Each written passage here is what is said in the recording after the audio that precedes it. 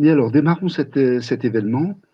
Alors, ce webinaire est un peu particulier parce que ça ne va pas être comme les précédents, un webinaire où il y aura un sachant, entre guillemets, qui présentera la question et puis suivi par des questions, des réponses et un débat dans une demi-heure, quoi.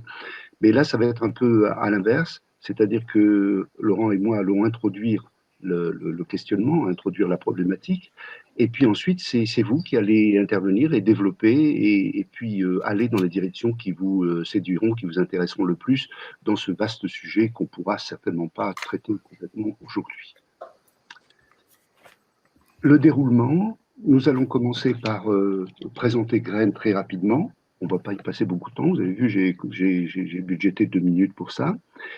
Introduire le thème. On va essayer de faire ça en 10 minutes en utilisant le diagramme qui a été envoyé avec l'invitation. Et puis ensuite, ça sera la parole à la salle, à tout le monde. On fera tourner la parole. Donc, on fera des échanges à la fois par chat et puis aussi en vidéo. Cet outil est un outil de webinar qui enregistre les débats. Donc, à la fin du webinar, vous aurez un enregistrement qui vous sera accessible. Et puis, c'est un outil qui permet de mettre sur scène 4 ou 5 personnes, je ne sais plus combien est la limite, mais on les fait tourner au fur et à mesure. Évidemment, ce ne sera pas les mêmes qui seront sur scène. Voilà. Ça n'est pas un outil comme Classroom où tout le monde voit tout le monde à la fois.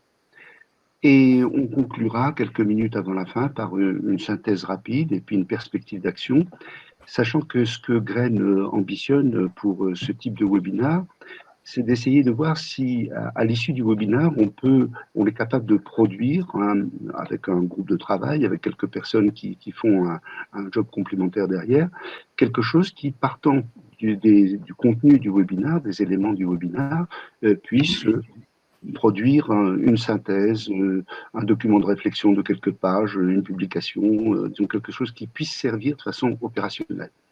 Notre idée, c'est quand même que la réflexion, elle guide l'action, et que ce ne soit pas une réflexion de type think tank pur où on se contente de penser. Alors, qui sommes-nous? Une association à but non lucratif qui existe statutairement depuis 1 an, mais qui existe fonctionnellement depuis 3 ans. Et nous réfléchissons depuis un certain temps déjà, donc, à l'efficience des outils du numérique dans l'enseignement, qui nous semble ne pas être complètement au rendez-vous. Nous avons tous, les uns et les autres, beaucoup de frustration par rapport à ça. Et on rappelle donc ce qu'on voudrait, c'est que on évalue l'impact, on évalue l'utilité, on évalue le choix, on construise des cours avec comme préoccupation centrale la pédagogie et pas le numérique. Le numérique est au service de la pédagogie. On voudrait bien que ça soit au centre des débats. Donc tout enseignement a vocation professionnalisante, parce que dans notre groupe, vous verrez à la fin que je fais référence à un manifeste qui présente un petit peu notre pensée collective. Donc là, nous nous sommes restreints volontairement aux enseignements à vocation professionnalisante, enseignement supérieur bien sûr, et cet enseignement, il a forcément pour objectif, pour finalité, de développer des compétences opérationnelles chez des apprenants. Donc, on prend des gens qui ne connaissent pas, qui ne savent pas faire, pour qu'à la fin d'un cursus, quel qu'il soit, et qu'ils comprennent du numérique ou pas, on ait des gens qui savent au moins quelque chose et puis qui sont capables de le mettre en œuvre. Alors, notre positionnement est tout à fait transversal. Nous ne sommes pas une réunion d'enseignants, nous ne sommes pas une réunion de consommateurs, nous ne sommes pas une réunion de secteur. Dans le groupe, il y a eu nous avons diverses casquettes, mais ce qui nous intéresse, c'est de constituer, d'agréger des points de vue tout autour de l'utilisation du numérique dans l'enseignement supérieur, que ce soit du point de vue des apprenants, du point de vue des enseignants, des formateurs, du point de vue des prescripteurs, des commanditaires, ceux qui vont embaucher ces gens qui sont formés, du point de vue des responsables pédagogues, des chefs d'établissement, des fournisseurs d'outils numériques, les experts sont aussi les bienvenus dans cette association, et des autorités de tutelle, l'éducation nationale et les organismes de certification aussi, tout ça est largement ouvert. Voilà, j'en ai fini avec cette présentation. Vous pourrez vous référer au document ou à notre site internet. Alors, on vous propose d'introduire le débat en parcourant un petit peu ce graphique qui est une approche systémique. Donc, on se penche plus sur les interactions entre les éléments qui constituent cet écosystème plutôt que sur des analyses fouillées.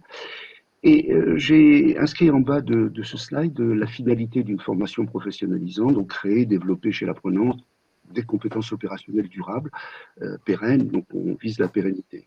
Dans ce cadre-là, qu'est-ce qu'on peut voir comme interacteur? Évidemment, on a l'enseignant, le formateur. Donc je vais parcourir rapidement les interacteurs, les éléments, les objets qu'on a fait figurer là, sachant que chacun de ces objets a des caractéristiques. Et puis ensuite, on se penchera sur les interactions qu'il peut y avoir. Et je vous proposerai de choisir les uns les autres le type d'interaction qui vous intéresse et qu'on le développe et qu'on l'explore ensemble. Alors, enseignant, on a l'enseignant de jadis, ceux qui dans l'enseignement supérieur faisaient des cours ex cathedra, par exemple, des cours dans des grands amphis, des choses comme ça, qui voient leur métier complètement mis en cause, pas seulement par le numérique, mais aussi par l'évolution des apprenants. Le cours magistral, c'est pas le numérique qui l'a tué, mais le numérique va aider à le faire disparaître. Alors, est-ce que cet enseignement magistral va être remplacé par des MOOC simplement ou par des choses plus complexes que ça, on verra. Donc cet enseignant, il a des savoirs, des connaissances, et il va organiser des séquences de formation à l'intérieur d'un cursus pour dispenser à des apprenants qui sont ciblés, transférer ses compétences, ses connaissances, son savoir. On a un autre interacteur au centre du monde, bien sûr, c'est l'apprenant. L'apprenant, il est soit primo-apprenant, soit il est dans une formation continue. Il y a de plus en plus de formations continues et nous sommes tous appelés à suivre des formations continues. Donc la position de cet apprenant est intéressante, mais elle évolue dans le temps. Jadis, on se contentait de s'asseoir et puis de subir avec plus ou moins d'attention les cours, mais on imagine que demain, il y aura ce qu'on appelle comme ça pour sourire des apprenants 4.0, des gens qui seront capables de maîtriser les outils, de maîtriser les sources diverses, de maîtriser les agrégations de sources pour construire son propre parcours. Effectivement, il va falloir l'aider à construire son propre parcours, mais il va falloir que ces apprenants deviennent acteurs de leur propre formation. C'est un objectif qui est soutenu par les outils du numérique.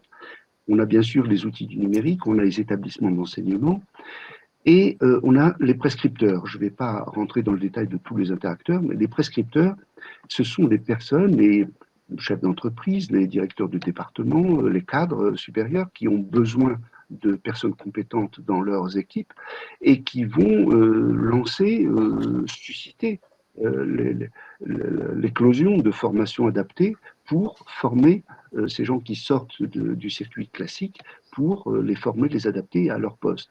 Alors derrière les postes, ce sont des postes opérationnels, il y a une liste de compétences à acquérir qui sont identifiables, qui sont parfois identifiées par les prescripteurs. Et on voit ce petit jeu où il y a, si on fait un petit peu la chronologie, j'ai la demande, le marché du travail, des gens qui ont besoin de compétences, qui émettent des besoins, des établissements d'enseignement qui, en retour de cette demande, de ce besoin, vont construire des cursus, des formations, vont embaucher des enseignants qui ont les compétences qui vont bien, vont séduire des apprenants pour constituer des cohortes. Et puis, tout ça, ça se passe dans un milieu où il y a forcément de la concurrence entre établissements, de la concurrence entre enseignants. Je vois les pairs de l'enseignant. Qu'est-ce que sont les pairs de l'enseignant? Ce sont des gens qui enseignent dans le même domaine, parfois, donc qui peuvent être en concurrence dans d'autres établissements ou dans le même, mais qui peuvent enseigner d'autres matières et se retrouver en co-construction de compétences au service des apprenants et des prescripteurs avec les enseignants, avec les collègues. Donc il s'agit de construire quelque chose qui va développer des compétences forcément souvent transversales.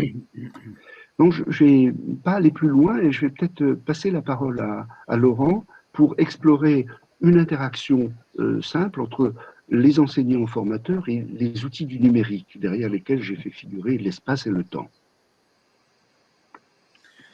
Oui, moi je voulais revenir un petit peu sur les expériences qu'on a eues autour de deux choses. La première, c'est on est passé brutalement du présentiel au distanciel à cause de la pandémie.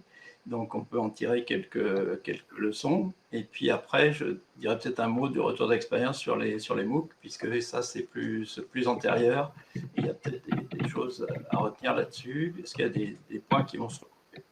Donc, sur la pandémie, a provoqué brutalement le passage du présentiel au distanciel, avec un préavis relativement court.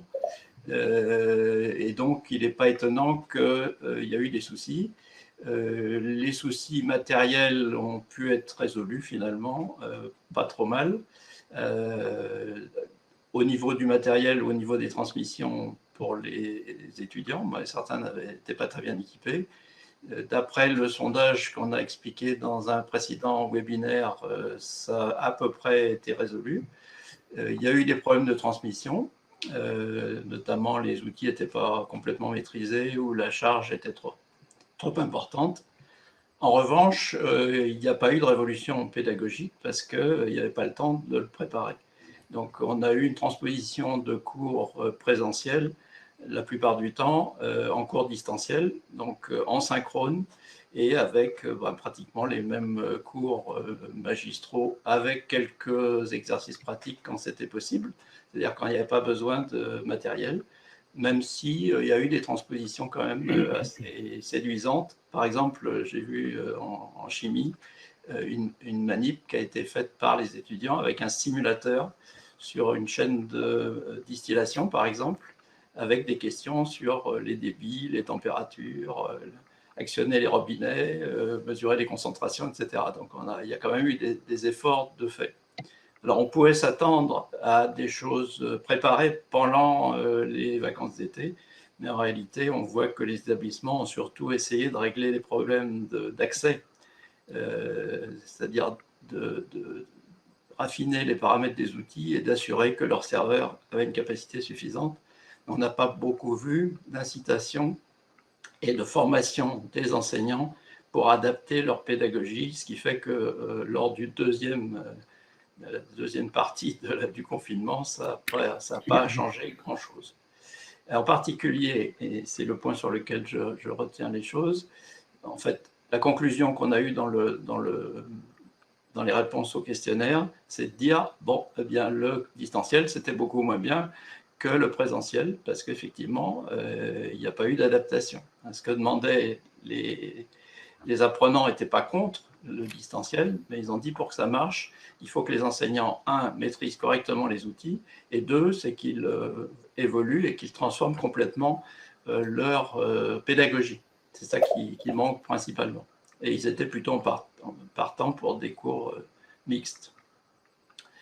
Donc, en particulier, ce qui a manqué complètement, c'est le travail sur le distanciel asynchrone. Parce qu'on n'a pratiquement pas vu. Pourquoi? Parce que le distanciel asynchrone nécessite beaucoup plus de préparation pour sélectionner le matériel pédagogique, préparer des QCM un peu plus élaborés, rebondir sur les réponses du QCM pour faire un complément de cours, par exemple. Et ça on n'a pratiquement pas vu. On a très peu vu ça, justement pour qu'on introduise une notion sur laquelle je reviendrai tout à l'heure, qui est permise par le distanciel asynchrone, qui est la personnalisation, c'est-à-dire proposer des parcours différenciés aux apprenants et leur donner plus la main. Bon, donc à ce stade-là, je m'arrête là-dessus. Juste on reviendra bien entendu sur ces points-là, notamment sur la personnalisation. On reviendra ça un peu plus tard si ça intéresse plusieurs personnes. Juste un petit mot sur les MOOC, parce que les MOOC avaient de l'antériorité par rapport à ça, et donc là, on faisait du distanciel, pratiquement du distanciel pur pour les MOOC. Ça soulevait beaucoup d'espoir, parce que c'était déjà, d'abord, ça permettait de se libérer de la distance et de garder la maîtrise du temps, et ça introduisait un début de personnalisation, à savoir que l'apprenant, il peut choisir bien sûr son cours, mais il peut choisir quand il se forme, où il se forme et à quelle vitesse il se forme. Donc, puis ça donne accès à des très bons profs, à du matériel pédagogique de qualité, etc. Or, le résultat est quand même assez décevant, Pourquoi? Parce qu'on voit que le taux de complétude des cursus est très très faible. Il est de quelques pourcents, malheureusement. Alors pourquoi? Bon, il y a des tas de raisons différentes, bien entendu. Il y a parfois des qualités insuffisantes, à savoir qu'on a grosso modo des vidéos et puis quelques QCM, souvent. Et parfois des vidéos qui sont des captations d'un cours en amphithéâtre, c'est-à-dire une vidéo qui n'est pas agrémentée de tout l'arsenal que permet le numérique au niveau de l'animation, au niveau d'interaction, etc. Et on a surtout quelque chose qui est assez standard, c'est-à-dire que chacun peut choisir un peu plus ou moins ses ressources, mais en réalité, il est prisonnier des contrôles de connaissances, donc il a un parcours qui est relativement prédéterminé. Et par ailleurs, il y a très peu d'interaction avec des personnes, avec les enseignants. Il y a parfois des séances plénières qui sont synchrones. Il y a des chats qui ne sont pas toujours très, très bien adaptés. Et donc, le taux d'abandon est très, très élevé. Il faut quand même pas mal de courage dans certains MOOC pour arriver jusqu'au bout. Donc là-dessus, le point que je retiens qui est commun avec l'expérience du distanciel, c'est qu'on a des approches qui sont assez standards, qui n'utilisent pas de façon pertinente tous les outils, non pas gérés par les outils, mais gérés par leur pertinence en matière d'efficacité pédagogique. C'est ça qui probablement nous ouvre des perspectives de progrès sur lesquelles on pourra revenir un peu plus. Bien. Alors, je vous propose de lancer le débat, de lancer par des interventions de votre part. Alors, je vais proposer d'explorer un peu cet enseignant-là qui est à l'origine de beaucoup de choses. Alors, cet enseignant, il a des savoirs, des connaissances, des compétences dans un domaine technique quel qu'il soit. Il a aussi des compétences pédagogiques, il a ou il l'a pas. Parce que on sait tous que malheureusement, l'aspect formation à la pédagogie des enseignants, que ce soit des enseignants professeurs d'université ou que ce soit des enseignants vacataires qui sont des spécialistes, des professionnels et qui viennent transmettre leurs connaissances de terrain à des jeunes, le volet pédagogique n'est pas du tout mis en valeur, il n'y a pas énormément de formation dans ce domaine. Donc, ce savoir, ces connaissances, il y a un volet pédagogique qui est là-dedans, qui devrait être là-dedans, et ce volet pédagogique, il devrait comprendre aussi la maîtrise des outils numériques, bien entendu. Quelle pédagogie pour utiliser le numérique à bon escient? Est-ce que l'enseignant d'aujourd'hui, il a ces compétences-là? Comment les construire? Qu'est-ce qui se passe? Qu'est-ce que ça vous dit par rapport à la construction des séquences de formation que fait cet enseignant? On a tous fait de la captation. Oui. Émile, je peux t'interrompre parce que Serge Renoir, je ne sais pas si je prononce bien, écrit le distanciel ne doit pas être un copier-coller du présentiel. Exactement. Évidemment, on est absolument tout à fait d'accord. C'est un des problèmes qu'on a rencontrés, à savoir qu'il n'y avait pas beaucoup de temps. Le préavis était très court la première fois, la deuxième fois, on a eu quand même plus de temps. Et donc, ceux qui avaient un petit peu d'avance, c'est-à-dire qui avaient déjà réalisé, qui avaient déjà utilisé des plateformes de type Moodle et autres, ils avaient un petit peu d'avance. Et donc, on s'est précipité, évidemment, pour changer complètement le cursus au niveau de son découpage. Oui. Et donc, on a en général fait des découpages qui sont avec des séquences beaucoup plus courtes. Et on a renforcé l'interactivité en multipliant les exercices, les travaux en groupe, etc. Mais le problème, c'est que, comme vient de l'évoquer Jamil, il faut savoir le faire. Et on est loin d'être au point pour avoir une pratique suffisante de ces outils-là complètement.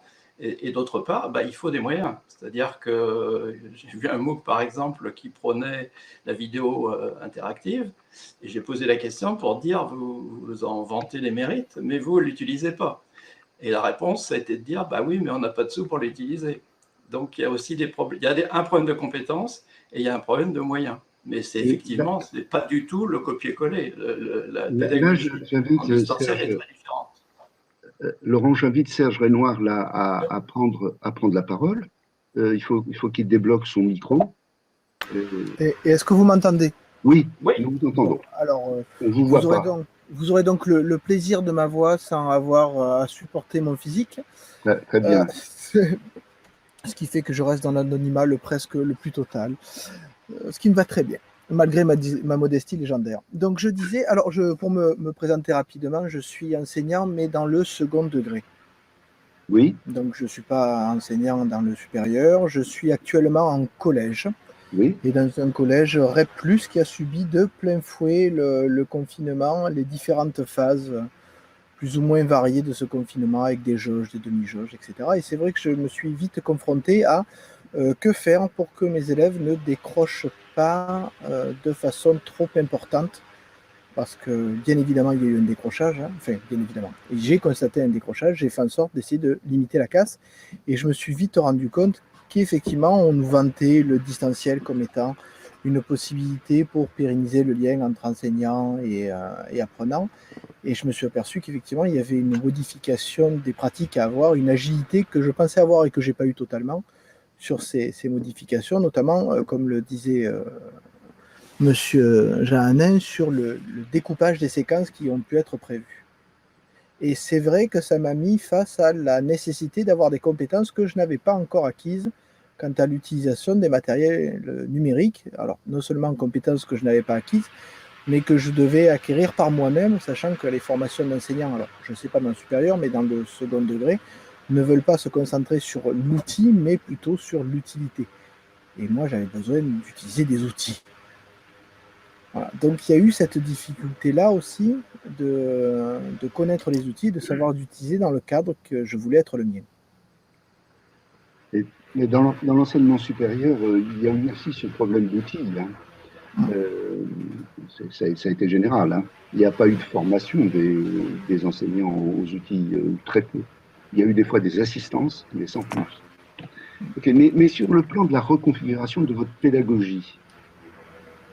Alors, sur le plan de la reconfiguration des pédagogies, je suis passé par un système dit de classe inversée pour pouvoir passer plus de temps en échange grâce à l'ENT de l'établissement pour les élèves qui étaient en difficulté. C'est-à-dire j'ai pu vraiment, et ça a été un des plaisirs de ce confinement, malgré le fait qu'il ne faille pas le dire, hein, parce que la période était assez sombre, mais ça a été une des agréables surprises de ce confinement, a été de découvrir qu'effectivement, on pouvait laisser une certaine autonomie plus grande que ce que je le pensais à des élèves qui avaient moins de difficultés pour passer plus de temps avec des élèves qui, eux, en avaient vraiment besoin. Donc, j'ai développé tout un ensemble de capsules vidéo, aussi bien pour la trace écrite, à savoir la mise en place des savoirs de façon plus classique sur le cours à noter, les choses à savoir, et d'autres séquences vidéo aussi pour pouvoir mettre à disposition des élèves des explications des documents qu'ils avaient à faire pour acquérir les compétences que je voulais qu'ils acquièrent. Donc ça a été, et je me suis aperçu que les deux corollaires de ce type d'enseignement ont été d'abord, la possibilité de passer du temps avec des élèves qui sont en difficulté et demandeurs d'explications grâce à un système de chat, etc., cette fois en synchrone, puisque la plupart du travail se faisait en asynchrone. Et deuxième élément, de voir des élèves qui pouvaient avancer à des vitesses très différentes les uns des autres, suivant l'implication qu'ils avaient dans leurs apprentissages.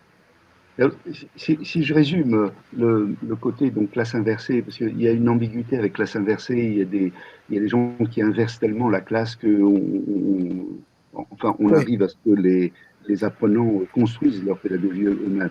Mais là, ce que vous avez fait, vous avez extrait de vos cours habituels ce que les étudiants vos élèves pouvaient faire par eux-mêmes et en asynchrone, et vous avez réservé le temps d'échange live à des compléments, à des approfondissements, à des aides, c'est bien ça. Tout à fait, tout à fait. En fait, j'ai essayé de... Alors, c'est pas des parcours qui sont construits en utilisant un MOOC, parce que justement, c'est le genre de choses que je ne savais pas faire, mais des parcours ont été construits par des séries de vidéos, de documents, de questionnaires que les élèves pouvaient faire et par ce biais-là, acquérir les connaissances et les compétences qui étaient nécessaires, mais à leur rythme, en ayant bien évidemment un appui sur une aide quand on était en synchrone.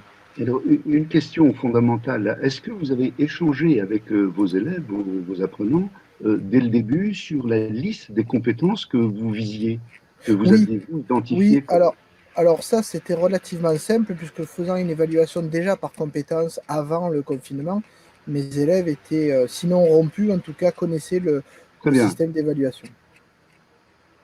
d'accord.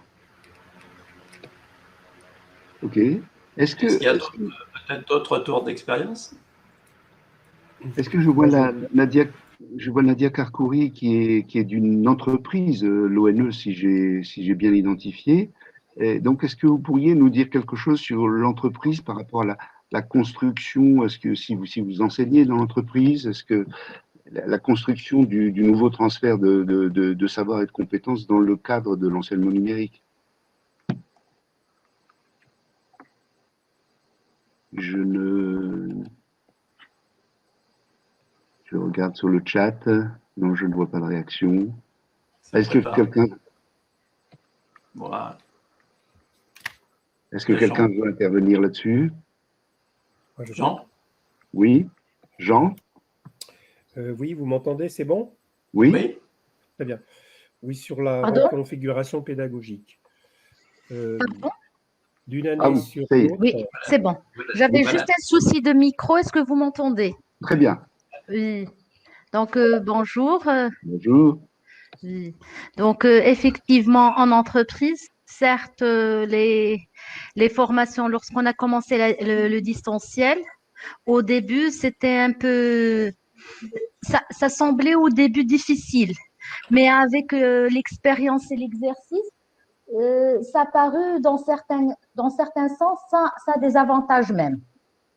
Ça permettait même pour certains, le fait d'être en distanciel, de trouver plus de facilité à participer, plus d'aisance à organiser les formations parce que la distance ne présentait plus un souci. Et donc, concernant la pédagogie, certes, il fallait plus d'interaction. Donc, la formation commençait à être plus ciblée sur un échange et on commençait même parfois à l'appeler comme des ateliers pour qu'il y ait un peu plus d'échange et plus d'interaction des participants. Vous Mais l'avez fait plutôt en synchrone ou en asynchrone? C'était en synchrone. Synchrone. Entièrement. Et en fait, ce qu'on faisait, parce que c'est vrai que la journée, pour faire toute une journée de formation, c'est fatigant. Donc, on faisait 4 heures synchrone, par exemple, et des petits exercices ou tests, on les laissait pour l'après-midi de façon asynchrone qu'on pouvait discuter le lendemain.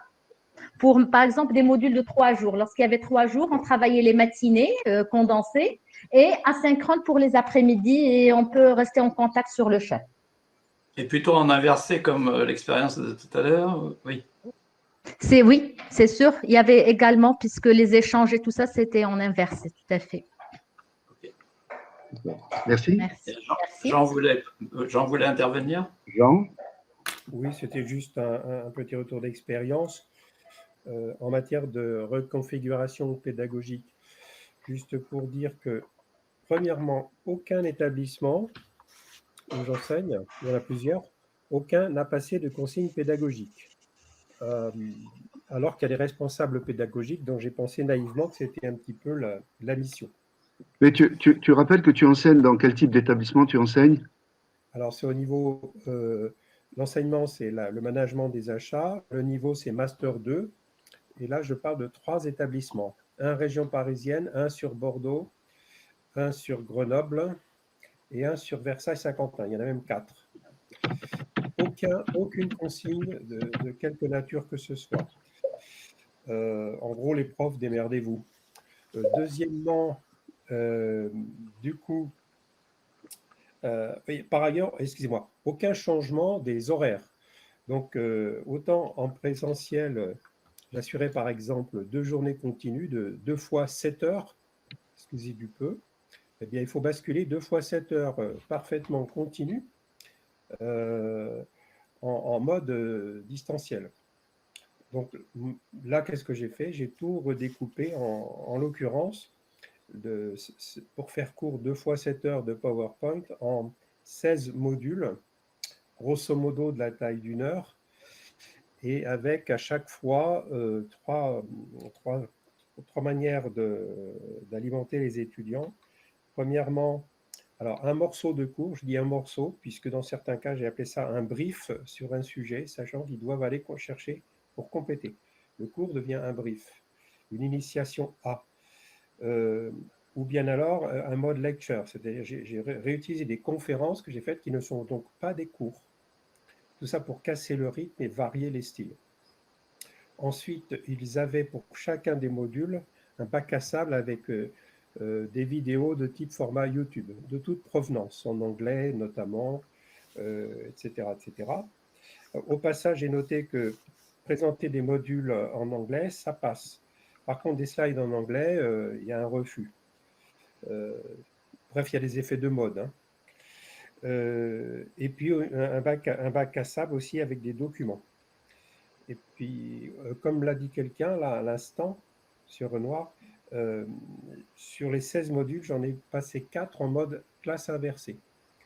En gros, j'ai dit aux étudiants, vous vous débrouillez, c'est vous qui faites le cours à ma place, sur des petites séquences de 5 minutes chacun. Et ça, ils le préparent pendant la première session, pendant la première heure. Ils ont une demi-heure pour préparer leur intervention de 5 minutes qui interviendra plus tard dans la séquence. Et bien sûr, il y a un programme qui indique quand. Donc, il y en a peut-être qui passent une mauvaise nuit entre les 2 journées puisqu'ils passent le 2e jour. Alors ça, je peux dire qu'avec le recul, ça fonctionne plutôt bien et qu'en gros, ils aiment bien. Ensuite, d'un point de vue technique, dernier retour d'expérience sur tout ça, j'ai fini par créer ma propre Dropbox pour mettre en ligne toutes sortes de cours, de documents, de polis, etc. Parce que j'en ai vraiment eu ras-le-bol de tous les espaces créés par les écoles, qui sont le plus souvent sous impérialisme Microsoft. C'est-à-dire, on met des documents là-dedans, on ne sait pas où ça va. J'ai retrouvé même des documents de l'année dernière qui auraient dû être effacés et qui traînaient là comme au milieu d'un hall de gare. Donc, j'ai créé une petite Dropbox et les étudiants ont le lien. En gros, il n'y a pas des tonnes de data. Et ça, plutôt, ça fonctionne très bien. Et puis, du coup, pour le prof, ce n'est pas un casse-tête selon qu'il enseigne dans tel ou tel établissement. Donc, il y a une espèce d'unification à faire et à penser. Mais encore une fois, il n'y a personne qui pense dans les établissements sur tout ce volet du numérique. Il faut penser par soi-même. Olaf nous a rejoint. Bonjour. Bonjour. Voilà, c'était ça sur ce que je voulais dire sur la réadaptation, la reconfiguration pédagogique. Oui, Olaf voulait peut-être intervenir.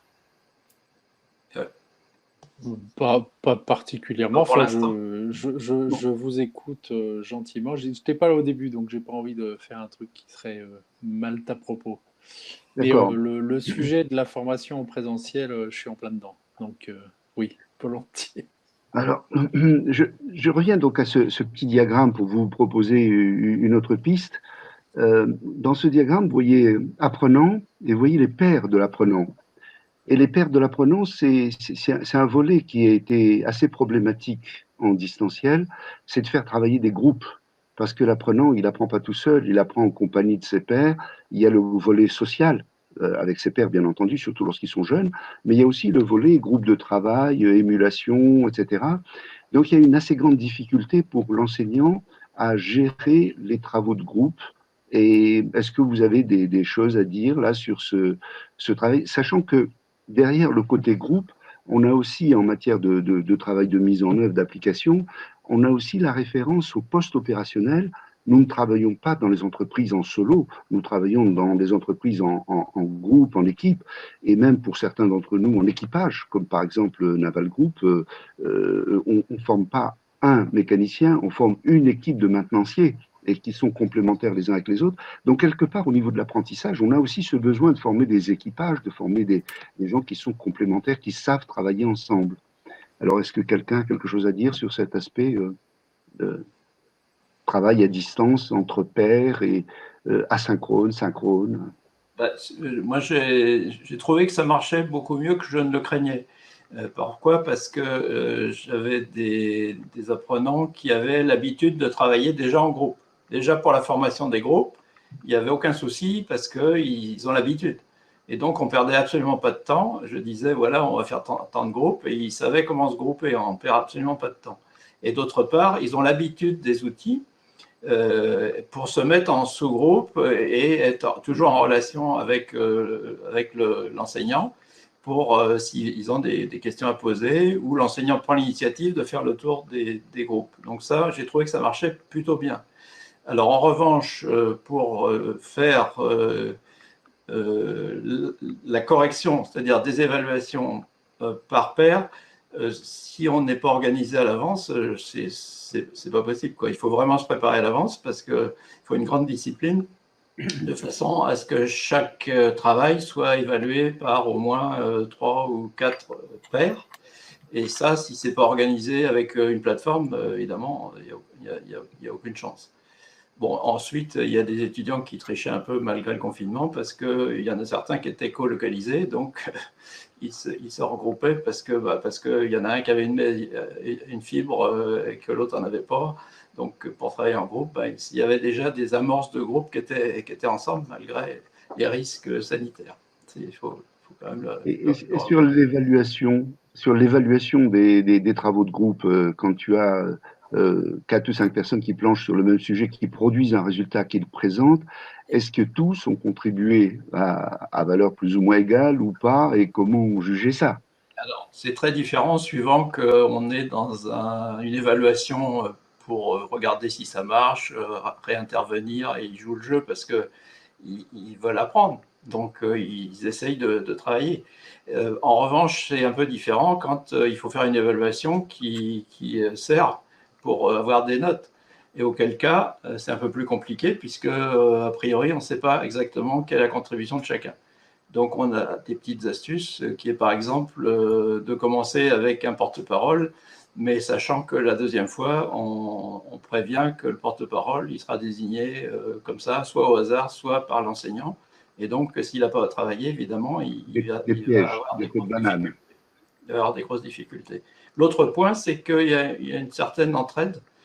Quand il y en a un qui est un peu à la traîne, souvent les autres s'en occupent. J'ai constaté qu'il y avait moins de marginalisation que je le craignais. Bon, cela dit, il y en a qui s'en vont et puis on ne les voit pas. Ils sont partis prendre le café ou aller faire un tour. Bon, évidemment, ceux-là, on ne peut pas capter. On voit quand même quand ils se déconnectent, parce que là, on a un log qui montre qui est branché, qui n'est pas branché. Mais c'est très différent suivant que c'est dans le processus pédagogique de progression, etc., ou s'il faut une évaluation qui, elle, sert comme note pour une qualification reconnue. D'accord. Si personne n'a rien à ajouter sur cet aspect-là, alors je peux regarder quelque chose. Je vous propose d'explorer des interactions qu'il peut y avoir entre les établissements et les prescripteurs. Donc, nous avons oui, Madame oui. Oui, pardon. Oui, merci. Pardon.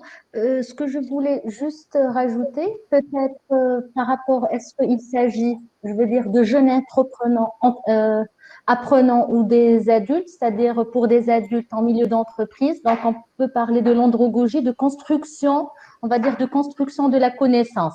Donc, pour certains domaines, en fait, la relation, ça devient que tout un chacun, on peut parler un peu de généralité, et tout un chacun, il va construire des choses à sa façon et selon son expérience. Et donc, parfois, c'est l'échange, c'est ces échanges des expériences qui permet, on va dire, des échanges, des retours d'expérience de tout un chacun, son domaine d'activité, dans sa région où il travaille. Et avec ces échanges, on essaye de récapituler pour construire. Et donc, ça, je trouve que c'est une relation également à prendre en compte, c'est-à-dire que je ne l'appellerai pas classe inversée, mais je rappellerai la construction à partir des retours d'expérience. Peut-être c'est plus valable en entreprise ou dans des domaines où chacun il a son expérience et une valeur à ajouter.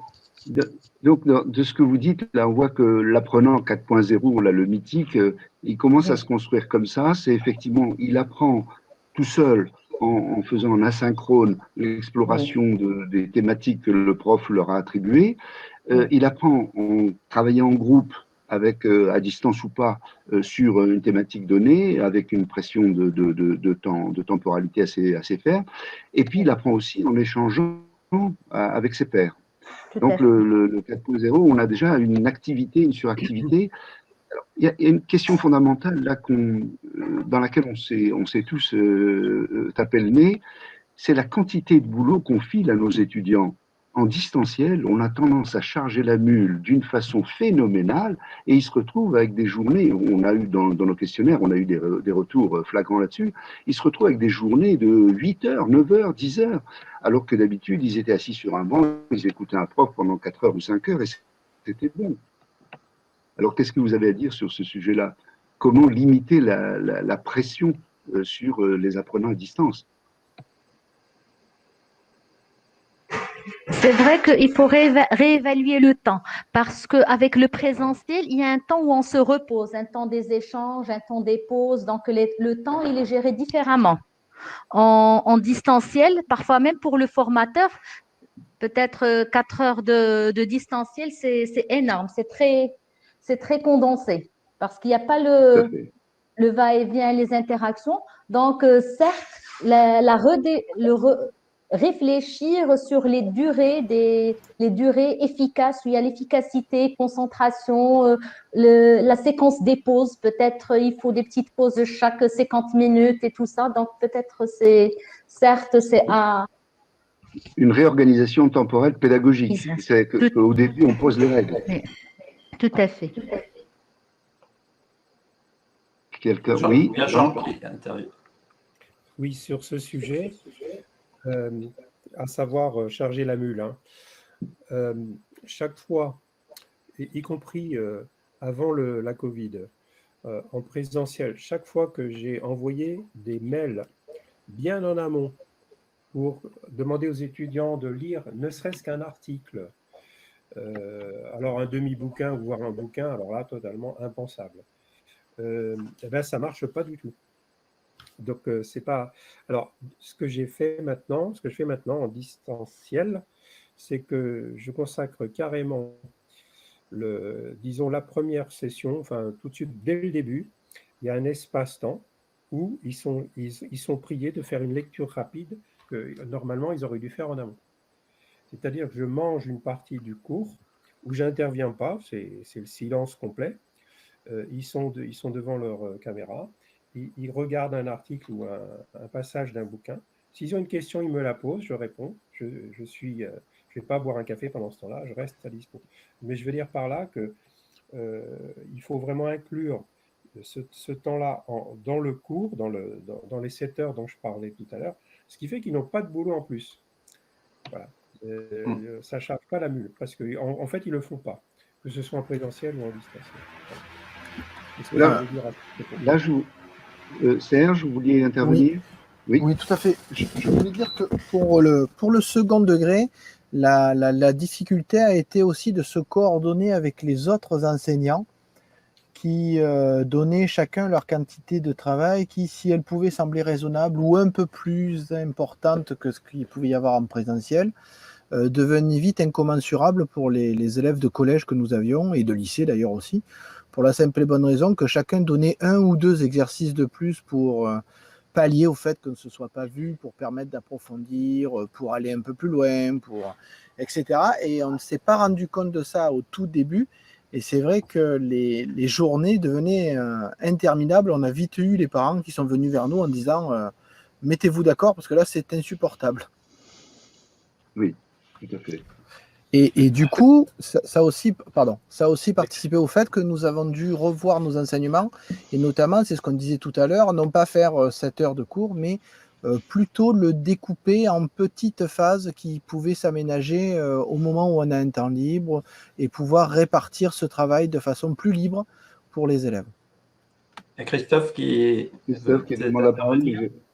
Oui, peut-être pour partager une expérience. Alors, elle touche à plusieurs thèmes et elle n'est pas forcément complètement liée à l'aspect à la fois distanciel ou présentiel. Alors moi, je donne des cours en Master 2 et sur un sujet très particulier qui est les systèmes d'information achat. Donc, je le mets parce que c'est… Et j'ai des étudiants qui sont en apprentissage ou en alternance, donc en entreprise aussi. Et donc, pour rebondir, là, Jean, sur ce que tu disais tout à l'heure, moi, je leur envoie là depuis… Alors, ça vient à l'origine, parce que quand j'ai démarré, je ne faisais pas ça. Ça vient de Joël Lisenborg et de, comment s'appelle-t-il, Dominique Benoît, qui avait voulu mettre en place ce qu'ils appelaient la pédagogie inversée, c'est-à-dire de faire travailler en amont les étudiants en amont au cours. Et dans mon contexte, j'imaginais assez mal, parce que ce sont des jeunes, leur envoyer soit des études, soit voilà. Et en fait, je les fais travailler. J'ai un cas, enfin, c'est pas un cas d'ailleurs. J'ai quelques slides et je leur demande de réfléchir au sujet du système d'information achat dans le cadre de leur entreprise et de me fournir un livrable, c'est-à-dire ils doivent m'envoyer 10 jours avant le cours, j'allais dire, ils doivent envoyer leur restitution. Et la première fois que j'ai fait ça, je me suis dit, oh là là, je vais rien avoir. Et en fait, j'ai à peu près, sur les dernières années, 75% de retour, donc ce qui est quand même pas mal. Et là, j'ai fait des cours la semaine dernière, j'avais 100%, je crois. Donc c'était la première fois. Et pour le coup, c'était concret parce que, alors c'était simple, hein, mais l'idée c'était de les mettre dans un contexte donné qui était leur contexte et d'aller décrire ce qu'ils avaient comme outil. Donc ils étaient obligés d'aller interroger à droite à gauche et puis de faire les plus et les moins, puis de donner un peu leur vision de ce qu'ils attendraient d'un système d'information achat. Donc et donc ça, c'était un premier niveau de réflexion et qui pour le coup, dans mon contexte particulier, accroche, puisqu'ils le font. C'est ça, parce qu'une fois qu'on leur envoie le truc, s'ils ne le renvoient pas, je veux dire, on n'y peut pas grand-chose. Il n'y a pas de... La deuxième chose, c'est que, alors c'est parce que moi, parler pendant 2 jours à des jeunes de système d'information achat, je les fais mourir. Donc dès le départ, j'ai fait ça. Je fais intervenir, donc j'avais déjà, même en présentiel, la notion de séquence. Donc, j'allais dire, j'avais structuré mon cours de 2 jours en séquences, qui a différentes thématiques. Et à chaque séquence, je fais intervenir un éditeur qui vient illustrer, j'allais dire, ce que j'ai dit avant. Et donc, en gros, j'ai 4 interventions, 3 interventions d'éditeurs et une intervention en termes de retour d'expérience, j'allais dire, d'un professionnel qui est dans le domaine, qui est en entreprise. Et cette rupture qui existait, alors, déjà avant en présentiel, a toujours été beaucoup appréciée, parce que je demande une fiche de feedback aux étudiants, des étudiants. Et là, ce qu'on peut peut-être dire, c'est, alors j'ai toujours réussi à trouver, parce que finalement pour les éditeurs, c'est aussi une manière, même s'ils font pas du commercial, de se mettre en avant quand même. Donc j'allais dire, j'ai toujours trouvé des gens pour venir, mais le distanciel a permis que ce soit encore plus facile, parce que j'allais dire, ils consacrent 1 heure en Teams ou en Zoom, j'allais dire, pour intervenir et pour venir présenter à des étudiants. Donc, ça a rendu cette chose-là un petit peu plus facile. Et puis, pour continuer sur l'aspect après travail en groupe qu'a évoqué Laurent, c'est vrai que quand ils sont à distance, on leur donne un cas. Et là, on ne sait plus du tout ce qui se passe. Donc, on reste en ligne pour répondre à leurs questions. Mais j'allais dire, on n'a plus, alors que quand on est en salle, j'allais dire, on voit ceux qui, d'ailleurs ça m'est arrivé la semaine dernière, j'ai redémarré en présentiel, on se dit, ils travaillent pas, ils sont sur leur mobile, ils font autre chose, ils ne sont pas vraiment en groupe, donc on a une impression qu'on ne peut pas avoir quand on est à distance.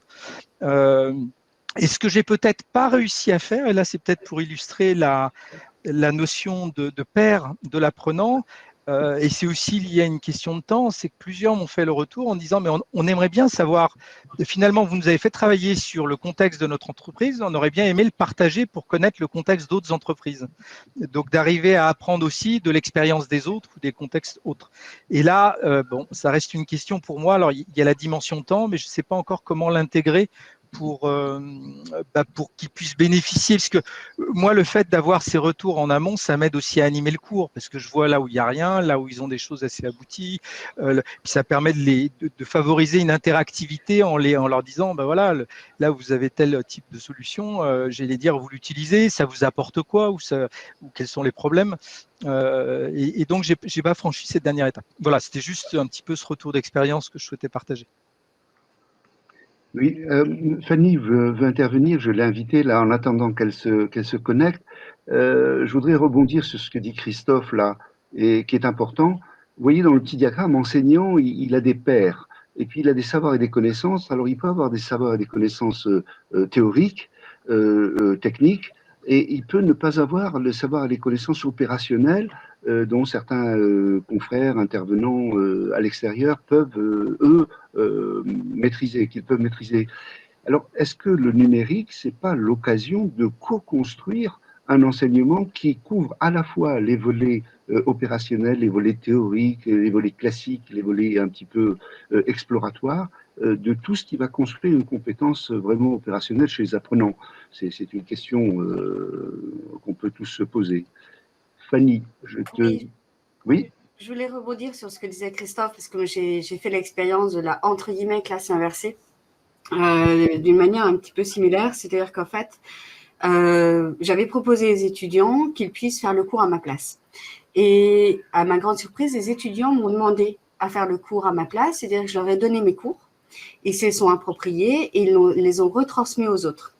L'idée étant de pouvoir, eux, optimiser cette appropriation, s'entraîner à la retransmission, sachant que moi, on avait bien calé la confiance et je reste garante du cadre.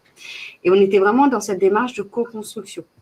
Pour ce qui était de dire oui, effectivement, ça marche bien, surtout si les étudiants, en tout cas juste de mon expérience, partent pas de zéro. Ça, c'était vraiment ce qui était important. Et puis, pour ce qui était des retransmissions, j'avais demandé effectivement aux étudiants, donc je travaillais sur la thématique du management, de faire des sondages autour d'eux sur les choses importantes, notamment sur la question de la légitimité lors de la prise de poste. Donc, eux étaient en dernière année d'école d'ingénieur, donc je pouvais faire appel à leur expérience, mais du coup, j'ai été les faire mobiliser les pairs qu'ils ont autour d'eux, que ce soit la famille, que ce soit d'autres enseignants, que ce soit voilà, tout l'environnement. C'était juste vraiment pour rejoindre Christophe sur cette démarche-là et dire que, en tout cas, pour moi aussi, ça a fonctionné. D'accord. Merci.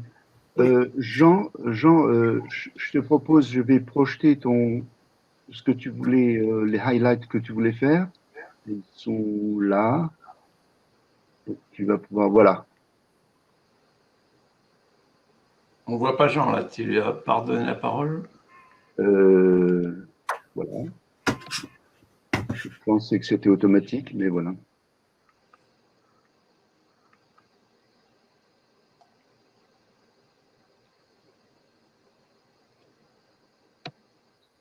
Jean, nous entends-tu ou je... Vous avez le son, c'est bon? C'est bon. Oui, c'est bon. C'est bon. C'est exactement sur comment dirais-je, cette problématique entre école d'une part et entreprise d'autre part, quand on est justement en mode étudiants qui sont soit des apprentis, soit des alternants, ce qui en gros revient au même.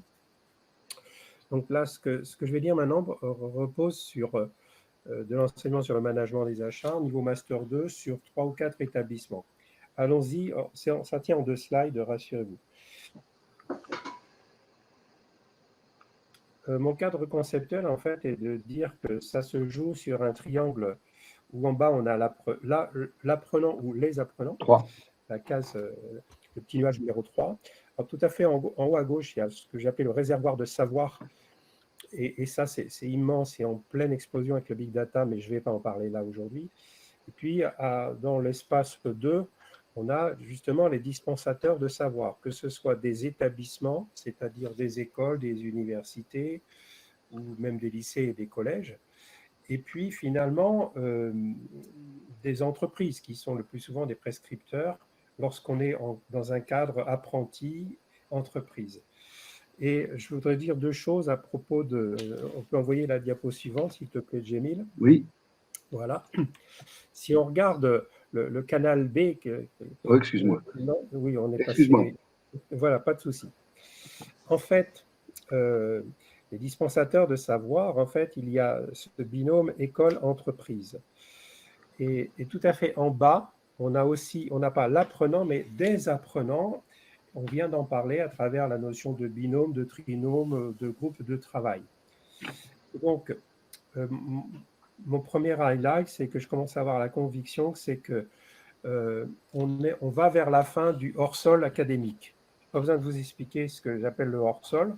C'est-à-dire, d'une part, on a des académies, des universités qui pensent en dehors de toute chose concrète par rapport au monde de l'entreprise. C'est 2 mondes qui s'ignorent, qui se croisent de temps en temps par l'intermédiaire de stagiaires. qui apparaissent dans l'entreprise. On est le lundi, ah ben merde, les stagiaires, ils arrivent, oui, mardi, demain, on n'a rien préparé. Tiens, tu ne peux pas trouver un sujet. Là, je pourrais vous raconter un tas d'histoires. Et donc, on a aussi le monde de l'entreprise. Et ce qui se passe avec l'abolition de la distance physique, c'est ce point-là que je voudrais pointer, on a une désintermédiation des écoles et même probablement, c'est mon pronostic, une plateformisation des projets d'entreprise. Parce que les petites flèches bleues qui symbolisent les distances disparaissent. C'est-à-dire qu'une école, elle peut être à Redon, pour prendre un exemple concret, l'entreprise peut être à Paris, à Roubaix ou à Toulouse, ce n'est plus un problème. Ensuite, d'avoir des étudiants qui, en distanciel ou pas, habitent, eux, à Roubaix, Paris, dans un studio, ou complètement, ou même ils sont à Londres parce qu'ils font une année de césure ou je ne sais trop quoi, c'est absolument plus un problème. On peut travailler en mode éducatif grâce au numérique et grâce au distanciel de cette manière-là. Et du coup, ceci crée une relation qui n'existait pas jusqu'à maintenant entre justement le professeur, le maître de conf, etc., le chef de labo, et puis l'entreprise. Ces deux mondes qui s'ignoraient, maintenant ils sont interconnectés. Et à mon avis, on va voir des choses intéressantes apparaître maintenant. Le deuxième highlight, c'est la planche d'après, Émile. Je suis obligé d'aller vite là. C'est qu'avec la transformation digitale de l'enseignement, on a une espèce de continuité numérique. On voit bien dans le travail collaboratif aujourd'hui sur des plateformes avancées en milieu industriel, une continuité numérique entre les étudiants, les apprentis, les enseignants, les chercheurs. Et ils peuvent dorénavant participer à des projets industriels complexes, tous ensemble. Donc il y a une logique gagnant-gagnant qui est le premier point que j'ai évoqué tout à l'heure, c'est-à-dire l'école ou l'université va enfin se brancher sur des problèmes concrets d'entreprise plutôt que de faire des études bibliographiques que personne ne lit dans l'industrie et dont on se tamponne complètement. On va avoir du multimétier, voire du multi-école également possible, c'est-à-dire sur un projet, donc il va se jouer sur des plateformes, ou appelons ça des labs, et on voit le concept apparaître avec les plateformes d'innovation, eh bien plusieurs écoles, justement, qui sont dans des domaines éventuellement séparés, c'est-à-dire une école de commerce plus une école d'ingé, par exemple, ou une école d'électronique, ou une école de mécanique, tout ce beau monde pourra travailler ensemble, ce qui n'était pas possible ou très compliqué jusqu'à maintenant. Dans cet esprit-là, j'ai l'impression qu'on va retrouver une espèce de renouveau de la notion de compagnonnage numérique, c'est-à-dire que dans l'entreprise, des tuteurs pourront s'occuper d'étudiants, d'où qu'ils viennent, au sens école, etc., de manière un peu plus continue que lors de la simple présence du jour 1 du stage jusqu'à la fin du stage, c'est-à-dire juste avant les vacances du tuteur d'entreprise. Et finalement, on a comme proof of concept de ça ce qui se passe à l'heure actuelle sur les plateformes d'innovation qui commencent à se monter, par exemple, entre des industriels type Orange, Thales, Essilor, et puis des écoles. C'est-à-dire, si je résume ça avec mes mots à moi, où j'ai beaucoup contribué lors de mes années d'étudiant à des travaux pratiques, d'électronique en l'occurrence, là, on va enfin avoir la notion de salle de travaux pratiques virtuels, clé en main, facile à faire grâce au numérique, ce qu'on n'avait pas avant. Et donc, on va vers des écosystèmes un peu mixtes, université, industrie, filière, etc., chose qui n'était pas possible de mon point de vue, enfin très compliqué à mettre en œuvre quand on était en présentiel.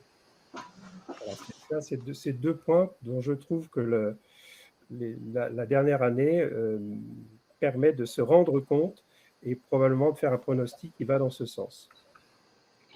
D'accord. Alors, je vous propose d'explorer un volet qu'on n'avait pas, qu'on avait un peu zappé. Excusez-moi, petit problème technique avec ma souris. Voilà. Alors, nos apprenants, on voit bien qu'ils ont besoin de compétences, qui sont en relation avec les besoins des entreprises, qui sont en relation aussi avec les besoins futurs des apprenants vus du côté des établissements d'enseignement, c'est-à-dire le socle de base qui va leur permettre d'apprendre à apprendre. Mais il y a dans les compétences qu'ils ont à acquérir, pour pouvoir les acquérir, ils ont besoin de compétences actuelles qui n'ont pas forcément des compétences méthodologiques. Nous avons des apprenants dans le niveau supérieur, mais on l'a à tous les étages, qui n'ont pas les compétences de base, c'est-à-dire le savoir lire, le savoir écrire, le savoir parler, le savoir... Peut-être, Laurent, tu pourrais dire quelque chose, quelques mots là-dessus, et comment on pourrait développer ça? Oui, au moins de mes dadas, c'est la personnalisation suivant chacun, parce qu'on a chacun des façons d'apprendre différentes, et donc la pédagogie nous convient plus ou moins bien. Mais quand on a un groupe, la pédagogie, elle est sur la moyenne du groupe, avec des gens qui trouvent que ça va passer vite, des gens qui trouvent que ça va trop vite. Donc la personnalisation, ça permet beaucoup de choses. Ça permet de tenir compte de la façon d'apprendre de chacun, mais ça permet également de détecter des manques, dont des manques sur apprendre à apprendre, mais ça permet également de voir des acquis. C'est-à-dire que quand on fait les évaluations, on peut très bien détecter que certaines personnes maîtrisent déjà très bien, quand on a un public hétérogène, maîtrisent très bien déjà un module. Donc, ce n'est pas la peine qu'elles suivent ce module.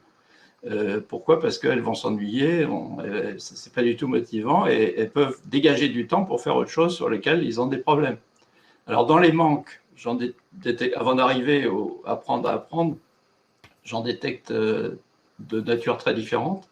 Le premier manque, c'est le manque rédhibitoire, c'est-à-dire qu'on détecte quelque chose où ça met en péril le succès du cursus, c'est-à-dire il y a pratiquement la probabilité de succès elle est très faible parce qu'il manque vraiment une brique. Et donc ça, on le voit bien, ça se remarque bien plus par le taux d'échec en première année universitaire, c'est qu'aujourd'hui le bac est considéré comme un certificat d'aptitude de l'enseignement supérieur, or il y a 60% qui ne réussiront jamais leur première année. Et donc, l'ennui, c'est que dès qu'on parle sélection, on déclenche une grève. Pourquoi ce sont des sélections-élimination plutôt que des sélections-orientation, de dire là, vous avez un manque qui vous met en péril, il faut faire un cours supplémentaire avant d'attaquer le principal. Autrement, il y a des manques qui sont plus faciles à régler, qui ne sont pas rédhibitoires du tout. On peut, au cours du cursus, par exemple sous forme de pop-up, leur dire ah, on voit que là, vous ne savez pas faire telle chose, et aller vers un tutoriel. Par exemple, on a eu un exposé d'une québécoise qui dit ben voilà, plutôt que de se lamenter sur le fait qu'ils ne savent pas faire, on les aide. Par exemple, il y a des gens qui ne savent pas faire, qui ne savent pas gérer une table des matières automatique. Ben, on leur dit voilà, allez sur tel tutoriel de Word, et puis là, vous trouverez comment on les fait. Où ils ne savent pas bien chercher sur Internet. Bon, il y a des tutoriels aussi pour les aider. Et puis, il y a ce que faisait allusion Jamil, qui est beaucoup plus fondamental, qui est apprendre à apprendre. Alors, c'est devenu très important pour deux raisons. La première, c'est qu'on ne va pas arrêter d'apprendre. C'est l'apprentissage tout au long de sa vie. Alors, autant savoir apprendre à apprendre, puisqu'on ne va pas arrêter d'apprendre. Donc ça devient beaucoup plus important encore qu'avant.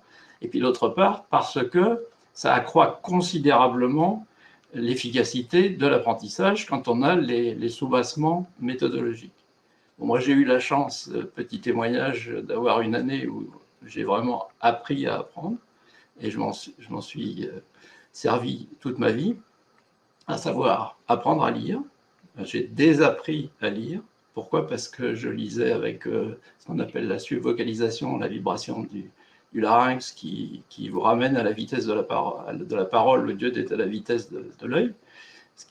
Et puis, bon, à sélectionner ses lectures, à organiser, à aller à la bonne vitesse compte tenu de la difficulté du temps, etc. Apprendre à écrire, c'est-à-dire à faire des phrases, à composer, à structurer la pensée. Aujourd'hui, il y a encore des étudiants, j'ai encore eu des étudiants en Master 2 qui ne font pas de phrases. C'est-à-dire qu'ils vous livrent des idées pêle-mêle avec des mots. Il n'y a pas de verbe, il y a des choses quand même assez bizarres. Apprendre à parler, alors maintenant, ça y est, c'est reconnu, puisque en terminale, il y a une épreuve d'éloquence ou en tout cas de grand oral. Donc ça, on a vu qu'il y avait un problème, parce que dans la vie courante, ça aide énormément de savoir s'exprimer. y compris en public. Et puis, il y a savoir chercher. On voit que beaucoup d'apprenants, ils cherchent très très mal sur Internet. On leur demande des références bibliographiques, on leur donne des références bibliographiques. C'est la pagaille la plus totale. Ils n'arrivent pas à trouver. Ils mettent un seul mot sur un moteur de recherche, évidemment, notamment sur le plus connu, Google. Ils vont avoir tous les liens sponsorisés, évidemment, qui n'ont rien à voir avec leur pertinence, ou assez peu à voir avec leur pertinence. Ils ne savent pas mettre plusieurs mots avec des opérateurs logiques, etc. Et puis ainsi de suite. Comment faire des recherches bibliographiques, comment travailler sur Internet, comment travailler aussi en bibliothèque, parce qu'il y a encore des livres, même si on a beaucoup de mal aujourd'hui à amener les étudiants à lire plus que quelques pages d'un article. Voilà quelques points. Alors encore une fois, il y a des choses qu'on peut corriger en fur et à mesure, et puis d'autres où là, il faut essayer d'influencer depuis le collège, hein, de façon, on a parlé tout à l'heure d'apprendre à écrire, à composer, etc. Ça devient absolument crucial, et c'est un multiplicateur d'efficacité dans l'enseignement tout au long de la vie qui devient absolument primordial. Alors, on voit dans cet élément savoir, connaissance, j'entends un écran, c'est là, il y a des compétences à acquérir par l'apprenant, et dans ces compétences, il y en a un certain nombre qui sont transversales, qui ne sont pas spécialisées, qui ne sont pas dédiées, qui ne sont pas reliées au poste futur. Et il y en a qui concernent l'apprendre à apprendre, qui sont prévisionnels. Et du côté de l'enseignant, il a des savoirs, ses connaissances pour pouvoir transmettre des compétences, mais il a aussi besoin de compétences pédagogiques. Il a besoin aussi de compétences informatiques, numériques, pour pouvoir le faire. Alors, je vous propose d'explorer un autre volet, c'est comment un enseignant peut travailler avec ses pairs au service de la constitution d'une compétence. Souvent, on a besoin de voir le même problème de plusieurs points de vue, de le répéter pédagogiquement pour que ça entre, d'être plusieurs enseignants à dispenser des morceaux d'une compétence globale. Alors, comment faire pour organiser? Quelle est votre expérience là de l'organisation de cette coordination, de cette qui n'est pas très bien organisée par les établissements aujourd'hui?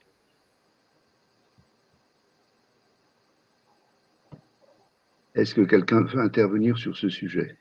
Je vais réintervenir, à savoir que lorsque on se forme à la pédagogie pour enseigner, un des points que ce soit numérique, distanciel, présentiel, peu importe, il faut construire des compétences objectives. C'est-à-dire, on exprime les objectifs d'apprentissage en termes de compétences. Et on le fait collectivement. Pourquoi? Parce qu'une compétence va être soutenue pédagogiquement par plusieurs intervenants. Ça, c'est la théorie qu'on nous enseigne quand on est préparé à enseigner. Et dans la réalité, c'est rarissime. Pourquoi? Parce que les profs ne se connaissent même pas. La plupart du temps, ils ne se sont jamais vus. Et d'autre part, ils ne savent même pas ceux qui sont passés avant et ceux qui sont passés après. Moi, je suis obligé de me fâcher pour avoir l'emploi du temps, pour savoir qui est passé avant, qui est passé après et sur quelle matière. Pourquoi? Parce que je peux me référer à ce qui a déjà été dit pour renforcer, puisque c'est souvent l'apprentissage, c'est de la répétition sous des formes différentes.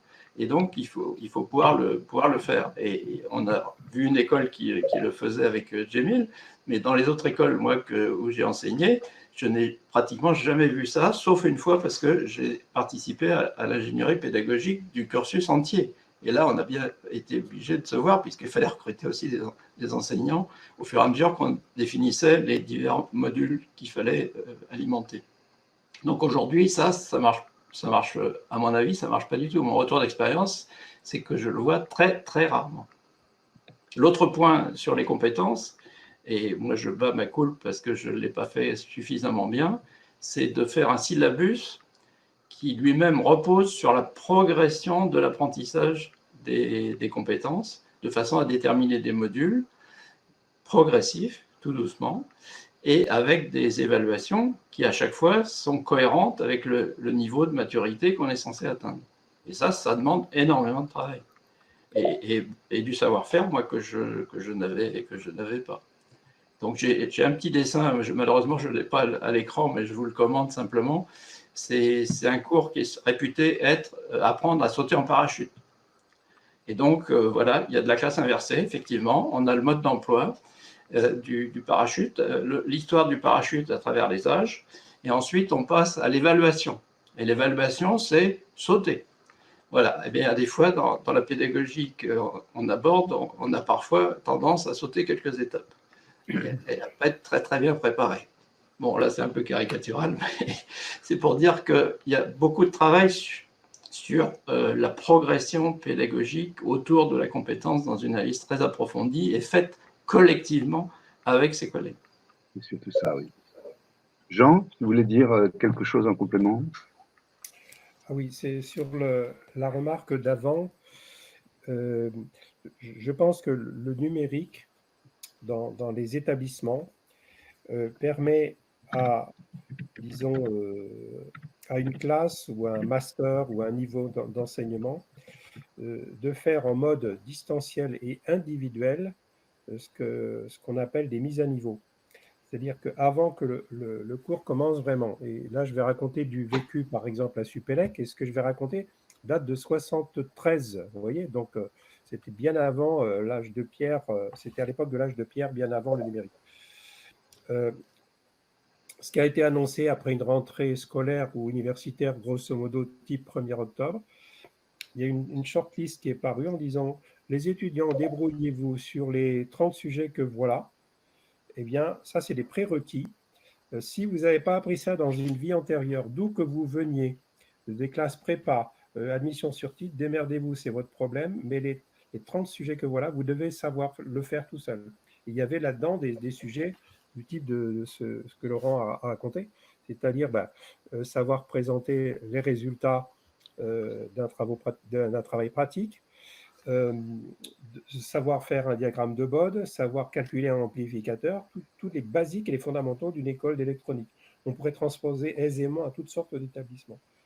Mais quand on ne le fait pas, c'est le bazar, c'est-à-dire en décembre, les profs découvrent qu'effectivement, le binôme qui est là, il ne sait même pas calculer un ampli, donc ça sert encore moins de lui faire des choses plus compliquées. Et là, par contre, le numérique permet d'avoir, d'ailleurs récupérable d'une année sur l'autre, toutes sortes de modules de mise à niveau propres à la discipline, interprofessorale et ainsi de suite. Mais ça, j'observe que c'est absolument pas fait. Moi, j'ai découvert en Master 2 des étudiants qui ne savent pas faire une règle de 3. Voilà, tout ce que je voulais dire. Ok.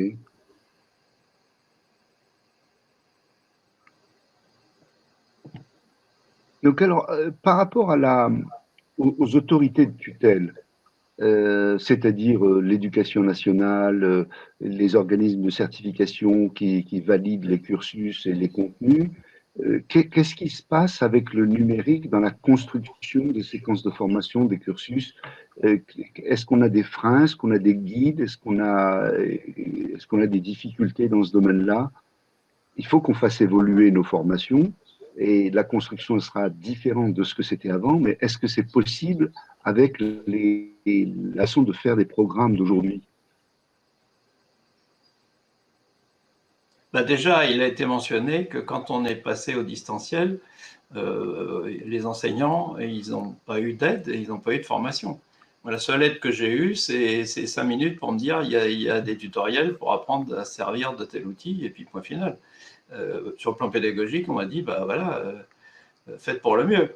Et puis, comme j'insistais, on m'a dit, démerde-toi. C'était beaucoup plus direct.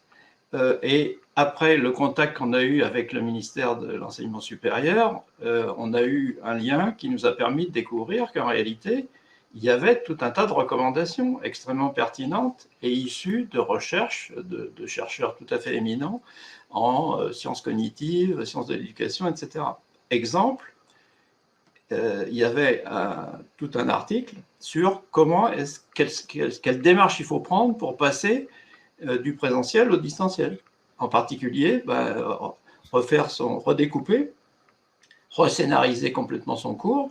Il y a des explications tout à fait pertinentes qui sont disponibles sur cette plateforme du ministère. Bon, petit sondage parmi les profs qu'on connaît, aucun n'a évidemment connaissance de ce savoir et de ces recommandations.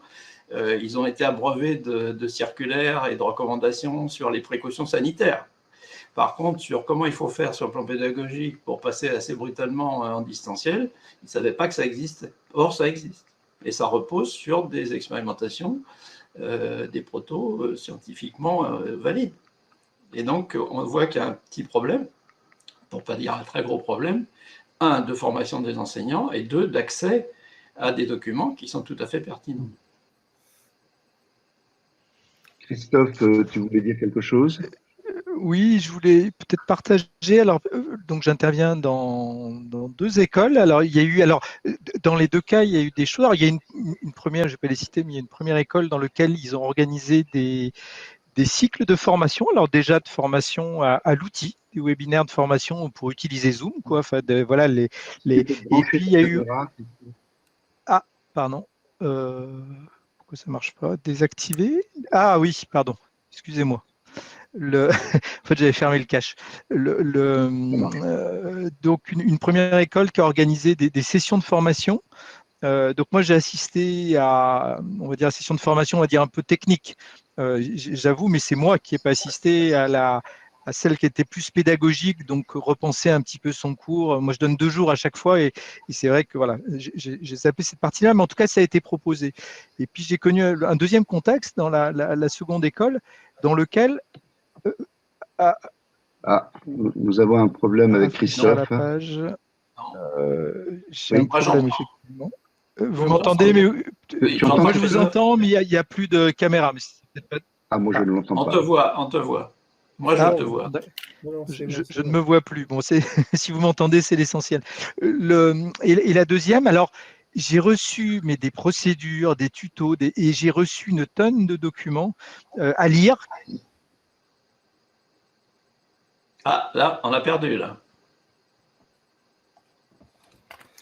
Bon. J'ai rappuyé sur inviter à participer pour le retrouver. Il faut que je remette la caméra. Voilà, ça y est, Christophe revient. Alors, il faut reprendre un peu parce qu'on t'avait perdu. Ça y est. Ok. Non, donc, la deuxième école. La deuxième école, en fait, j'ai reçu des procédures. Alors, j'ai reçu des procédures pour utiliser un environnement Moodle, pour faire mon Teams. Enfin, je ne sais pas combien j'en ai reçu. Et donc, il y avait tellement de pages que je ne les ai pas lues. Oui. Et pour le coup, je me suis complètement perdu dans leurs outils et j'ai fini par craquer. J'ai appelé le responsable pédagogique en disant « je vais faire ça avec mon Teams à moi parce que je ne vais pas passer des jours et des jours, j'allais dire pour une session de 2 jours, à essayer de comprendre comment votre environnement fonctionne. » Mais j'ai eu 2 approches donc de 2 écoles différentes, dont une, voilà, c'était pour aussi apporter ce retour d'expérience dans lequel on m'a proposé on proposait en fait aux professeurs et vacataires, parce que moi je suis vacataire, je fais que 2 jours, en gros 4 jours dans cette école par an, et des sessions, enfin des webinars en fait interactifs de formation avec quelqu'un qui répondait à nos questions et voilà, je voulais juste partager cette expérience. Oui, c'est ça qui est important de voir, c'est qu'il y a les professeurs, je parle du supérieur, qui ont une flopée d'informations, qui sont saturés par des informations et qui finissent par utiliser des outils qu'ils maîtrisent, donc prendre une petite bribe là-dedans et chacun fabrique son environnement.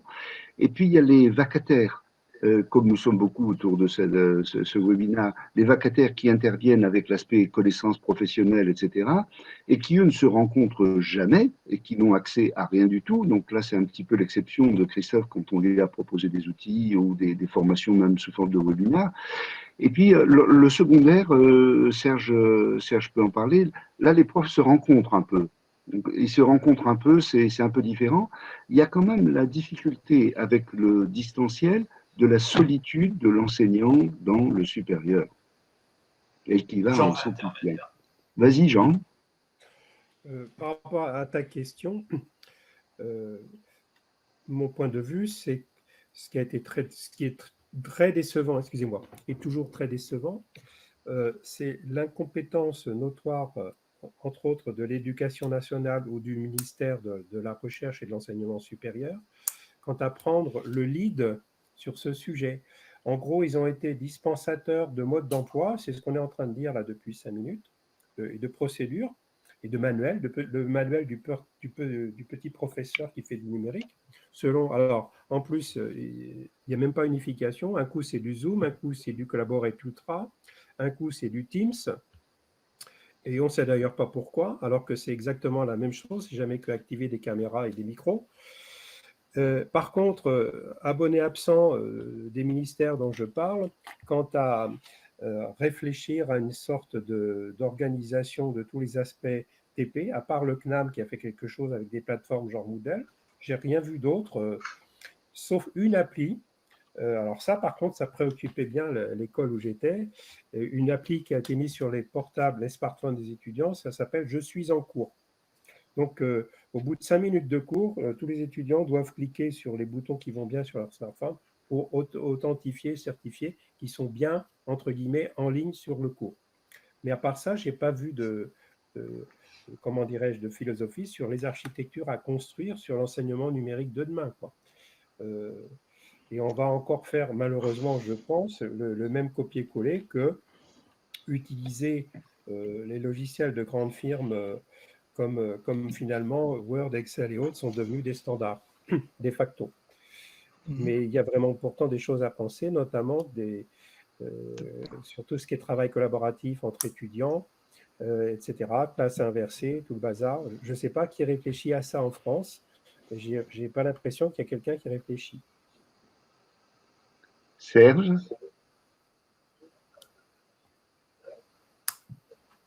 Résolu mon problème de cas. Ouais. C'est parce que j'étais très très loin, c'est pour ça. Nationaute. Comme voilà, je prends un peu de hauteur sur tous ces problèmes. Oui, donc Serge, effectivement, de Mars. En passant de trop faible. Voilà. Ah voilà, c'est pour ça. Donc effectivement, je disais dans le second degré, effectivement, nous pouvons nous rencontrer. Alors c'est vrai que la salle des professeurs est bien faite pour ça. On a l'emploi du temps de tout le monde. On est souvent regroupés en équipes, souvent de matière, parce qu'on travaille dans des salles proches, mais ça n'induit pas forcément un travail d'équipe tel qu'il pourrait être efficient et pertinent, parce que au final, comme je le disais dans le chat, les professeurs sont formés à être des individualistes et leur pratique professionnelle les pousse aussi à ça, puisqu'une fois que la porte est fermée, on est seul devant sa classe et puis chacun fait sa popote sans que personne vienne y voir. Et c'est vrai qu'il est difficile soit d'aller voir quelqu'un, soit de faire venir quelqu'un d'ailleurs, pour qu'on puisse travailler ensemble. Maintenant, dans certains établissements, comme les établissements diraient plus alors ces réseaux d'éducation prioritaire renforcés, il y a des heures qui sont dédiées à la concertation et c'est vrai que ça permet de mettre en place des projets qui sont plus pertinents.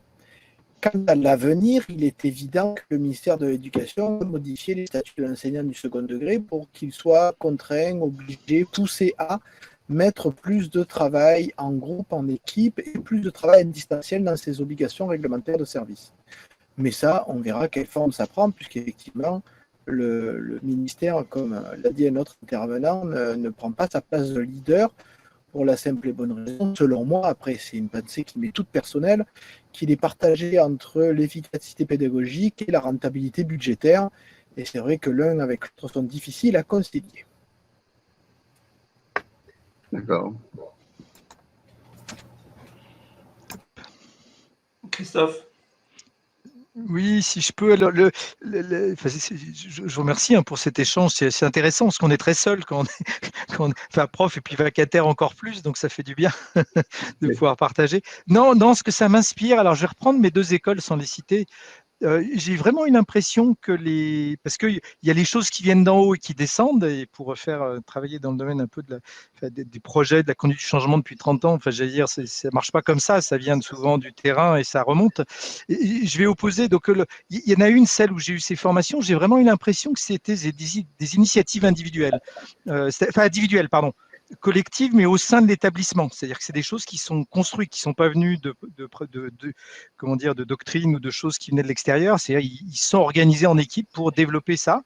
Ça a été relayé d'ailleurs par l'assistante pédagogique du master dans lequel je travaille, qui est d'une efficacité redoutable. Quand je lui envoie un mail dans les 36 heures, j'allais dire j'ai un retour, versus cette organisation dans laquelle, qui est pourtant fameuse en termes de réputation et de résultats, enfin, voilà, et dans lequel j'ai l'impression de parler à une administration. Donc j'ai une hotline informatique, j'ai des gens qui me répondent pas, voilà, je vais pas rentrer dans les détails, et je pense, enfin, qu'il y a quand même beaucoup de choses. Enfin, le numérique, ça a été cité tout à l'heure, permet d'abolir la distance, et quelque part donne beaucoup de potentiel pour faire travailler les étudiants, pas simplement dans une salle, mais avec des entreprises, en projet, en mode collaboratif. Enfin, je veux dire, ça ouvre un monde infini, sous réserve qu'on ait quand même la créativité pour aller développer ces nouvelles idées et les mettre en œuvre. Mais les outils sont là pour le faire. Et pour le coup, ça peut relever aussi de la responsabilité individuelle de se dire, tiens, je réfléchis à comment je pourrais faire différemment, parce que j'ai quand même des outils, sans que ça vienne forcément de l'université, du ministère de l'enseignement.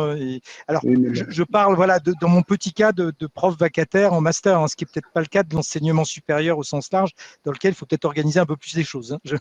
Mais là, Christophe, là, tu dis quelque chose d'important. C'est l'initiative individuelle, mais quand on est vacataire, et c'est quand même un morceau, un bloc énorme de l'enseignement supérieur qui est effectué par des vacataires, on arrive, on fait 5 jours, on fait 10 jours au mieux dans un établissement. Alors, on ne peut pas investir un temps énorme à développer des moyens innovants, le faire vraiment tout seul dans son coin. C'est disproportionné. Un enseignant qui fait son année complète sur une thématique peut l'envisager, et déjà, même lui, c'est disproportionné. Donc, il y a une nécessité de mutualiser ses efforts. Il y a un besoin d'animation transversale. Oui, non, en fait, c'était plus, je suis tout à fait d'accord, c'est plus sur l'aspect qu'il y a peut-être des choses qui viennent de l'université en question ou de l'école en question. Et je parle pareil, hein, dans mon domaine particulier. Dit autrement, je veux dire, plus on voit les choses d'en haut et du plus haut possible, plus ça se concrétise par des documents qui font je ne sais pas combien de pages. Oui. Et donc, le fait de remettre. Alors, c'est peut-être voilà, c'est pas au niveau du vacataire. Tu as raison, hein, Jamil, hein, parce que tout seul, à un moment donné, on ne peut pas passer. On peut pas passer une semaine à faire enfin, en tout cas, voilà, on a un temps limité, puis on peut pas tous. Donc, il y a bien une animation. Si je reprends l'exemple de ce que j'ai évoqué tout à l'heure là sur mon retour d'expérience, hein, qui est à l'Institut Léonard de Vinci donc Joël Lisenborg et Dominique Bedois avaient organisé. Alors, il y avait peu de profs vacataires qui étaient présents, mais ils avaient été à l'initiative. Donc, ils avaient dit, voilà, on aimerait mettre en place ce type d'approche. Puis après, c'était quand même à chacun de réfléchir dans le contexte de son cours, parce que moi, mon cours se prête assez bien à des interventions externes. Tous les cours ne s'y prêtent pas forcément. Hein. Donc, c'est à chacun après un peu à contextualiser. Mais l'approche, effectivement, venait en tout cas des animateurs du master achat à l'époque de l'ILV, quoi. C'est ça que je voulais. Ça vient pas forcément de tout en haut. C'est ça que je. Alors, tout à fait d'accord. Il y a des initiatives qu'il faut prendre sur le terrain et avec ses collègues, mais il y a quand même des choses qu'il faut mutualiser. Les recommandations pédagogiques, par exemple, sur comment est-ce qu'il faut rescénariser son cours quand on passe du présentiel au distanciel.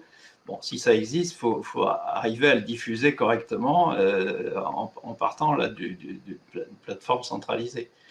L'autre point, c'est vraiment la politique avec ses moyens. On voit par exemple, si on veut développer une approche descendante magistrale renouvelée en asynchrone, avec des outils beaucoup plus interactifs en gérant l'attention, la mémorisation, etc., c'est un gros investissement. C'est-à-dire que ça déplace complètement les budgets.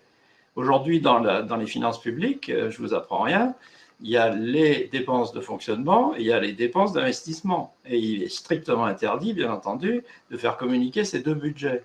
Or, on voit qu'il va falloir dégager des moyens beaucoup plus importants en budget d'investissement pour préparer de façon pédagogiquement efficace des outils en asynchrone, et surtout s'ils sont personnalisés, et que ces outils-là, une fois construits, ils sont utilisables par des dizaines, centaines de milliers d'apprenants. Donc, ça veut dire qu'on va gagner sur les frais, sur les dépenses de fonctionnement, en laissant suffisamment pour faire une partie présentielle, une partie coaching, une partie aide à ceux qui décrochent, etc. Mais ça veut dire que là, ça ne peut être qu'une politique au plus haut niveau de dire je vais organiser mon allocation de ressources différemment et je vais apprendre à gérer ce qu'on sait faire dans l'entreprise, des actifs immatériels. Pourquoi? Parce que ça va constituer des milliards progressivement, si on veut s'y mettre pour de bon. Et non pas faire la rentrée prochaine, comme d'habitude, en revenant à, Dieu merci, on revient au présentiel comme on sait le faire. Et ça c'est au niveau d'un ministre qu'il faut prendre l'initiative et de son cabinet. Laurent, je reprends le lead là sur ce déroulement. Nous sommes à la fin du temps imparti et donc je vais conclure.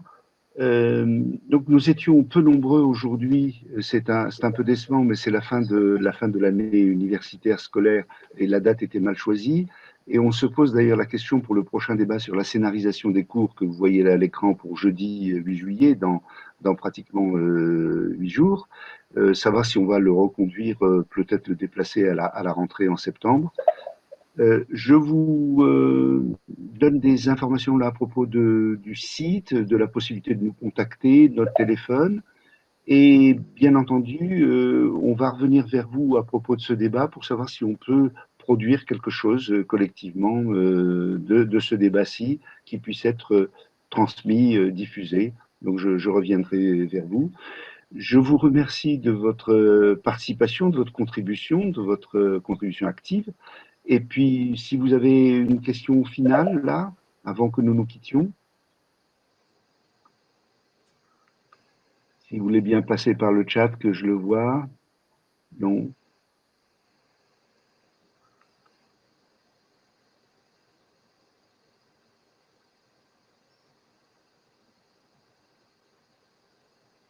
Parfait.